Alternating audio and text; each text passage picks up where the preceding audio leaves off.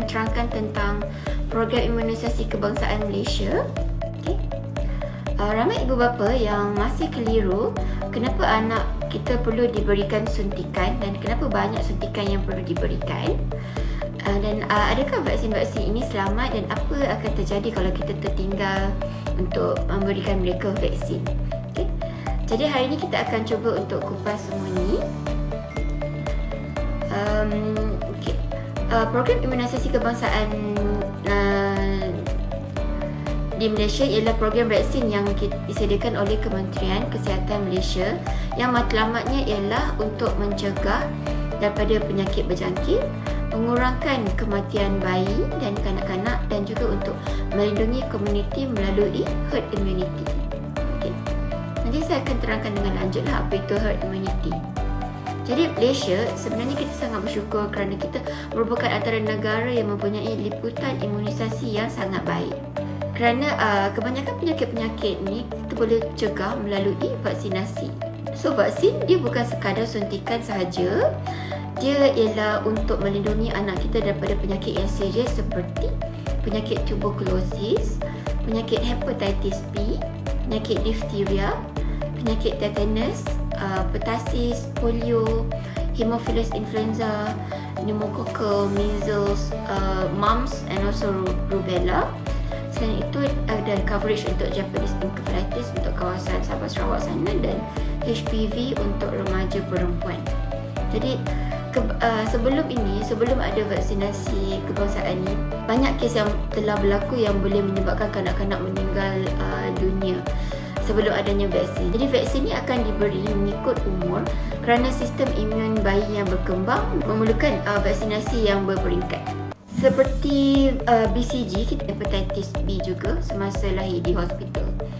Kemudian untuk usia 2, 3 bulan dan 5 bulan mereka akan dapat 6 serangkai. Okay? 6 serangkai ni dia ada coverage untuk difteria, tetanus, polio, hepatitis B, Haemophilus influenza dan juga pertussis. Okay? So 2, 3, 5 kita akan bagi dos 1, dos 2 dengan dos 3. Pada 2 dan 3 bulan juga ada pneumococcal vaksinasi yang baru juga diberi beberapa tahun yang lalu sebab banyaknya kes-kes pneumonia admitted dekat hospital. So kerajaan Kementerian Kesihatan dah bekalkan kanak-kanak yang baru lahir ni dengan suntikan pneumococcal secara percuma. Kemudian pada umur 9 bulan akan dapat measles vaccination. 12 bulan booster untuk pneumococcal. 18 bulan akan dapat MMR dos 2 dan also 6 serangkai yang tadi sebagai booster. Kemudian pada umur 7 tahun kanak-kanak akan dapat vaksin DT dengan vaksin measles rubella MR dan juga nurse bahagian sekolah daripada klinik kesihatan akan datang untuk cek kanak-kanak ni sama ada mereka ada tak parut BCG. Okay? Kalau tak ada parut BCG, Kementerian Kesihatan, nurse daripada klinik akan bagi vaksin BCG tersebut untuk mengelakkan daripada terjangkit kuman tuberkulosis. Okay. So untuk tingkatan 1 sudah diperkenalkan suntikan HPV, Human Papillomavirus, untuk remaja perempuan untuk mengelakkan risiko terjadinya cervical cancer, kanser cervix di kalangan remaja. Seawal umur tingkatan 1 lagi kita dah ada coverage tersebut supaya boleh mengurangkan risiko kanser cervix lah di kalangan remaja perempuan. Okey, pada umur tingkatan 3 akan ada vaksin selanjutnya iaitu vaksin tetanus lah. Selain daripada vaksin tetanus dan vaksinasi imunisasi kebangsaan, akan ada vaksinasi yang secara pilihan lah seperti influenza, pneumococcal, baby selalunya kita akan bagi rotavirus, boleh bagi varicella zoster punya vaksinasi. Selalu bila kita cucukkan bayi yang baru lahir ataupun kanak-kanak umur sekitar umur 2 tahun macam tu, memang setengah kes kalau lepas vaksin kanak-kanak tersebut mungkin boleh demam ataupun tak demam pun ya. Sebab biasanya vaksin yang dibagi tu kan ialah vaksin yang dah dilemahkan ataupun ada yang live vaksin. So badan tu akan start develop immunity dan di mana kadang-kadang badan tu boleh bereaksi untuk demam sedikit lah. Tapi kita cuma perlu bagi ubat demam lah. Kalau dia demam, bagi ubat demam, mandi kerap macam tu, dan dia akan sembuh lah lebih kurang seminggu lepas tu. Okay. Misal kata tempat suntikan yang doktor ataupun nurse berikan terjadi macam nanah ke apa, yang tu memang perlu jumpa doktor semula lah. Tapi kalau tak ada jadi macam tu, then should be okay. Apa yang kita perlu buat kalau ada terlambat datang untuk vaksin ataupun tak sempat nak catch up datang ke klinik untuk vaksinasi kan? So ibu bapa boleh bawa kanak-kanak ke mana-mana klinik lah, klinik swasta boleh, klinik kerajaan boleh, untuk dapatkan semula vaksin yang tertinggal tersebut. Kita akan sambung daripada mana yang kanak-kanak tersebut tertinggal lah. Selain daripada itu, ada juga mitos yang mengatakan vaksin ini menyebabkan autism. So sebenarnya tak ada bukti saintifik yang kukuh mengatakan vaksin ini menyebabkan autism. Dan ada juga mitos yang mengatakan kalau anak ini sihat, dia tak perlu vaksin. So sebenarnya tu adalah fahaman yang salah lah. Sebab penyakit ni boleh menyerang sesiapa saja pada bila-bila masa. Jadi langkah-langkah yang kita ambil untuk vaksinasi ni sebenarnya ialah untuk mencegah daripada mendapatnya penyakit-penyakit yang kita sebutkan tadi lah. Kebanyakan penyakit-penyakit yang kita sebutkan tadi sudah kebanyakannya dah tak wujud di kalangan masyarakat di Malaysia kan. Tapi misal kata ada ramai yang tak ambil vaksin ni, so penyakit-penyakit akan mula muncul semula lah. Kenapa kita pentingkan yang herd immunity ni?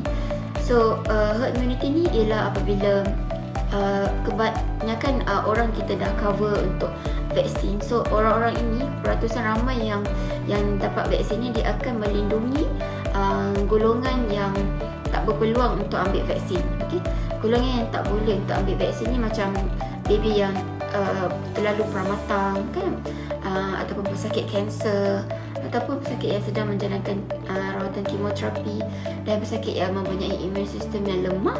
So mereka ni kita tak boleh nak vaksin mereka. Jadi herd immunity ni, bila orang ramai yang dapat vaksin ni, so mereka tak jatuh sakit.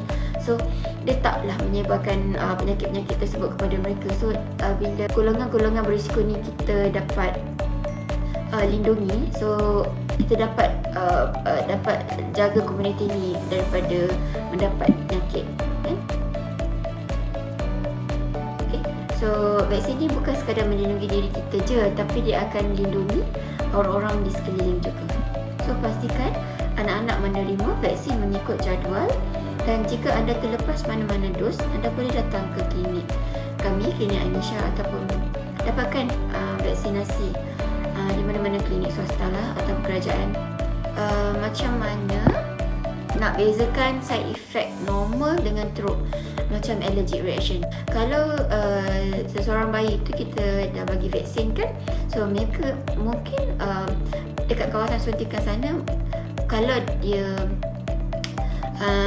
merah sedikit, itu mungkin sebab daripada vaksin tersebut lah. Tapi yang kita tak nak tu kalau dia ada jadi nanah ke apa, itu tak boleh lah. Melainkan yang suntikan BCG tu, dia memang ada waktu ketika dia akan macam jadi nanah sikit, tapi itu adalah memang proses yang kita nak lah. Tapi untuk suntikan lain, dah tak sepatutnya ada nanah kat sana, dan setengah orang tu dia boleh dapat demam sikit lah dalam 1 hingga 2 hari macam tu, and then they resolve. That one it should be okay.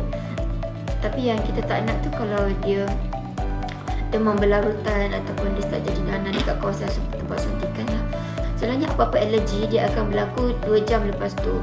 So kalau lepas vaksin tu, tengoklah dalam pantau dalam 2 jam ataupun hari tu ada tak ada jadi allergic reaction tu, dia macam kulit dia merah ke kan, ataupun ada susah nafas ke, bibir bengkak ke, mata bengkak ke, itu ialah tanda-tanda allergic lah. So kena cepat-cepat jumpa dekat klinik, bagi tahu dekat doktor lah. Baru je vaksin sekian-sekian, dan doktor akan buat pemeriksaan lanjut lah. Okay, saya simpulkan kat sini lah. So vaksinasi imunisasi kebangsaan ni sangat penting sebab kita akan bagi protection terhadap penyakit-penyakit seperti tuberculosis, hepatitis, diphtheria, tetanus, pertussis, polio dan juga penyakit measles and also rubella, penyakit pneumonia, and also untuk kanak-kanak perempuan akan ada coverage untuk cervical cancer. Okey, saya rasa sampai di sini saja. Terima kasih.